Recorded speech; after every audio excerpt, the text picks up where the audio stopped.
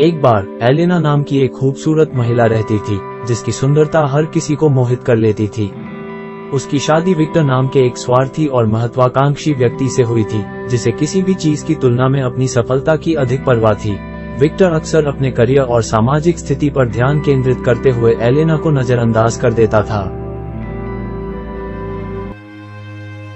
एक तूफानी रात में जब वे एक सुदूर जंगल से गुजर रहे थे, उनकी कार खराब हो गई। कोई फोन सिग्नल नहीं होने और कोई अन्य कार नजर नहीं आने के कारण उन्होंने एक पुरानी परित्यक्त हवेली में आश्रय लेने का फैसला किया, जो उन्हें अचानक मिल गई। अंदर उन्हें धूल भरे मकड़ी के जाले से ढके कमरे मिले, जो प्राचीन फर्नीचर और भयानक चित्रों से भरे हुए थे। एलेना की बेचैनी के बावजूद विक्टर ने सुबह तक बाहर आने वाले तूफान से बचने की उम्मीद में रात रुकने पर जोर दिया। जैसे जैसे घंटे बीतते गए, अजीब चीजें होने लगीं। एलेना ने गलियारों से फुसफुसाहटें गूंजती सुनी और अपनी दृष्टि के कोनों में परछाइयों को उड़ते देखा। विक्टर उसकी कल्पना और थकान को दोष देते हुए उपेक्षापूर्ण रहा।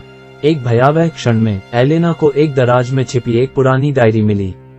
इसमें एक महिला की दुखद कहानी का विवरण दिया गया है, जो कभी हवेली में रहती थी, जिसे उसके पति ने धोखा दिया और उसके लिए छोड़ दिया। डायरी में उसकी निराशा और स्वार्थी इरादों के साथ हवेली में प्रवेश करने वाले किसी भी व्यक्ति को जीवित नहीं छोड़ने की उसकी प्रतिज्ञा के बारे में बताया गया था। भयभीत एलेना ने विक्टर का सामना किया। उसे बहुत देर से एहसास हुआ कि उनकी उपस्थिति ने प्रतिशोध की भावना जगा दी है।